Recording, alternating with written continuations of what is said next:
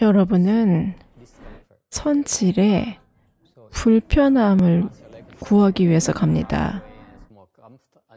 여러분은 더 불편한 자세로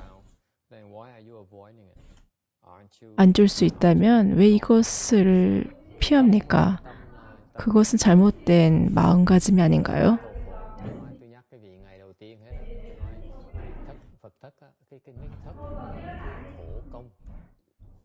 제가 첫날에 말했습니다. 이 모든 것들은 여러분이 힘들게 수행하기 위해 디자인되었습니다. 여러분은 이 법회에 참석합니다. 왜냐하면 힘든 것을 구하기 위해서입니다. 앞으로 우리는 주말마다 경을 독송할 것입니다.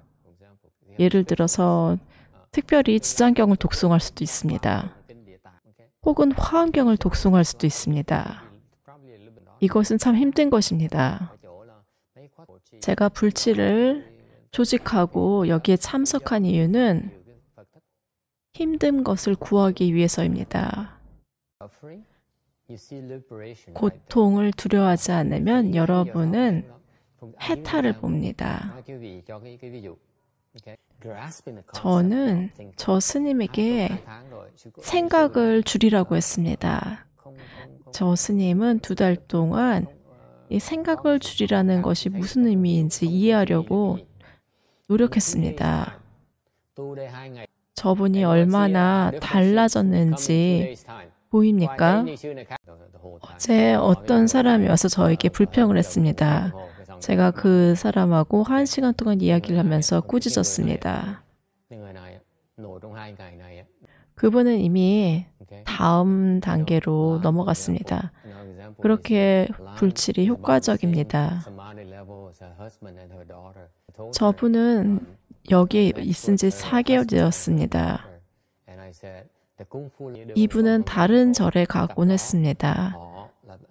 남편과 딸이 저분보다 산매가 더 높았습니다. 저분은 그들하고 말다툼을 하곤 했는데 제가 말다툼을 하지 말라고 그랬습니다. 항상 지기 때문입니다. 쿵푸 레벨이 좀 더 높을 때까지 기다리라고 했습니다. 6정, 7정이 되면은 그 사람들을 이길 수 있습니다. 겉으로는 잘 모릅니다. 하지만 저는 아주 큰 결과를 봅니다. 여러분이 고통을 두려워하지 않을 때 그것이 해탈입니다.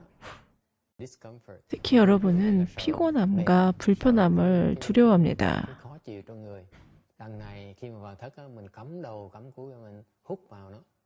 불치에 참여하고 지시를 따릅니다. 여러분이 집착을 되돌릴 수 있습니다. 피곤해지는 두려움을 대한 애착을 버릴 수 있습니다. 불편함을 두려워하는 집착에서 벗어날 수 있습니다. 그것이 불칠의 비밀입니다. 불칠을 하는 곳이 2군데가 있습니다. DLV와 보온사가 있는데 이 2곳도 이런 환경이 아닙니다. 불칠의 또 다른 이점은 개인적인 질문을 할 수 있는 기회가 있습니다. 개인적 수행에 대한 질문을 하면 답을 얻을 수도 있습니다. 2가지 질문을 했습니다.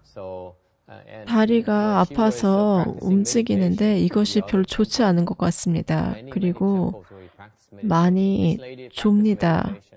저분은 평생 동안 명생을 했습니다. 많은 절을 돌아다녔습니다. 명상하는데 좋은 것은 대중을 방해하는 것입니다. 그래서 그녀는 대중을 방해할까 봐 두렵습니다. 불칠은 좋게 보이는 것이 중요하지 않습니다. 여러분이 보듯이 저도 굉장히 두렵습니다. 여러분처럼 여러분보다 훨씬 더 저도 많이 노력하고 있습니다. 단지 1년에 2번, 7일 동안 이렇게 괴롭습니다. 이 불칠이나 선칠 때 나쁘게 보이는 것에 대해서 걱정하지 마세요. 여러분이 더 비참할수록, 여러분이 더 안 좋은 모습을 보일수록 더 좋은 것입니다. 선칠과 불칠은 다릅니다. 선칠이 불칠보다 좀 더 엄격합니다. 선칠 때는 졸지 않도록 노력합니다. 선방에서는 죽비를 들고 다니면서 여러분이 움직이면 여러분을 때립니다. 입승 스님이 돌아다니면서 대중을 보고 움직이면 죽비로 칩니다. 선칠에 가면 우리가 영상에 들어가기 전에 작은 목탁을 3번 칩니다. 앉기 전에 3번 작은 목탁을 칩니다. 끝나고 나면 종소리가 3번 납니다. 그러면 움직일 수 있습니다. 이 목탁이 치고 그 다음에 종이 칠 때까지 여러분이 움직이면 여러분은 죽비로 맞습니다. 그것이 선의 기술입니다. 반면에 연불은 다릅니다. 제가 배운 방식은 달랐습니다. 다른 절에서는 어떻게 하는지 잘 모르겠습니다. 이 연불 주간에 저는 여러분이 피곤하길 바랍니다. 그래서 조는 거는 정상입니다. 여러분이 조는 것은 정상입니다. 조는 것은 제가 여러분에게 원하는 것입니다. 제가 약사주를 108번 하는 거를 7일이나 21일 동안 해도 되겠습니까? 그런 수행은 매일 하는 것이 좋습니다. 108번 하는데 한 10분 정도밖에 걸리지 않을 것입니다. 이 만트라를 하는 것은 굉장히 좋습니다. 땅은 금으로 되어 있고 거기에 사는 존재들은 빛을 바랍니다. 빛을 바라는 이유는 욕망에서 자유롭기 때문입니다. 불칠에 참여하는 참가자들이 그 빛을 바라는 걸 봅니다. 그들이 생각이 가라앉고 욕망이 가라앉기 때문입니다. 그래서 서방 극락 정토에는 해와 달이 필요 없습니다. 낮과 밤은 우리의 기준입니다. 서방 극락 정토는 밤에도 낮처럼 밝습니다.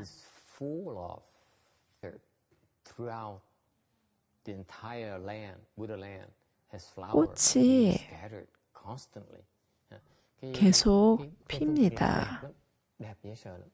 우리가 법당에 꽃으로 장엄합니다.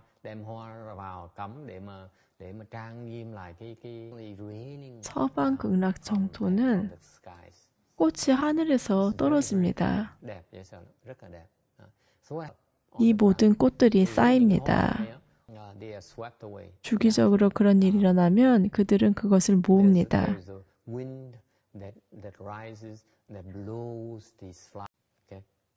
바람이 불어서 그 꽃을 다 사라지게 합니다. 사람이 그것을 비로 쓸 필요도 없습니다. 서방 정토는 자연적으로 그것이 쓸려집니다. 우리 세계에서는 돈을 벌기 위해서, 복을 쌓기 위해서 일을 해야 됩니다. 이곳은 일을 하지 않으면 수행을 하지 못합니다. 하지만 서방 극락 정토에서는 꽃을 원하면 꽃이 나타납니다. 과일을 원하면 과일이 나타납니다. 꽃은 공양하기 아주 좋은 것입니다. 꽃은 부처님께 자주 공양됩니다. 서방 극락 정토에는 만다라 꽃이 꽃비가 내립니다. 천상의 존재가 이 꽃을 비내립니다. 이것은 공양을 의미합니다. 그들은 이 꽃을 가지고 시방의 부처님께 공양을 올립니다. 여러분은 이 아주 아름다운 꽃을 모든 부처님께 공양을 올립니다. 매일 모든 불토를 다니면서 개인적으로 각각의 부처님께 이 모든 부처님께 공양을 올립니다. 여러분은 여기에서 수행을 열심히 했지만 아직 신통력이 없습니다. 거기에서는 연꽃이 열리자마자 여러분의 신통력을 타고납니다. 수행을 할 필요가 없습니다. 우리는 만다라 꽃을 올립니다. 천상의 꽃입니다. 다른 국토에서는 굉장히 드뭅니다. 꽃은 또한 모든 다른 공양을 상징합니다. 이것은 보현보살의 10가지 수행 중에 하나입니다. 우리가 여기서 수행하는 것은 보현보살의 수행입니다. 우리가 여기서 수행하는 보살법은 이 보현보살의 10가지 수행입니다. 이 수행 중에 하나가 공양입니다. 이것은 화엄경에 40장이 나타납니다. 정토 중에서 보현보살의 10행원은 정토 수행의 한 가지입니다. 이 보현 10행원은 보살의 빠른 10가지 수행에 대해서 이야기를 합니다. 그래서 저는 저희 출가 제자들에게 이름을 현이라는 이름을 주었습니다. 제가자에게는 입이라는 글자를 줍니다. 이것은 임류한다는 입입니다. 출가자에게는 현이라는 이름을 줍니다. 그래서 저는 이 보현행원품을 설명하고자 합니다. 선화상인은 단지 첫 번째 부분만을 설명했습니다. 저는 선화상인이 설명하지 않은 부분과 그의 제자들이 이해하지 못하는 부분에 대해서 설명하고 싶습니다. 그래서 저는 이 보현행원품을 특히 설명해야 됩니다. 화엄경에서는 보살도 수행에 대해서 이야기를 합니다. 저는 DRV를 떠날 때 영어와 한문으로 된 화엄경을 가져갔습니다. 그것이 저희 보물이었습니다. 저는 제가 필요한 부분이 영어로 번역되지 않아서 굉장히 실망했습니다. 저는 운이 좋게도 선화상인께서 저에게 중국어를 배우라고 하였습니다. 10년이 지나서 저는 제가 대만에 가서 중국어를 배운 이유를 알게 되었습니다. 이것은 저희 마스터의 비전이었습니다. 그가 저에게 처음 얘기한 것이 중국어를 배우라는 것이었습니다. 제가 3위가 처음 되었을 때 처음 알았던 것은 중국어를 배워야 한다는 것이었습니다. 10년이 지나서 왜 제가 중국어를 배우라고 하였는지 이해를 하게 되었습니다. 화엄경의 40장은 굉장히 중요합니다. 제자가 준비가 되면은 저는 이 경을 설할 것입니다. 지금은 너무 이릅니다. 아직 성숙되지 않았습니다. 이 정토의 존재들은 다른 부처님께 꽃을 공양합니다.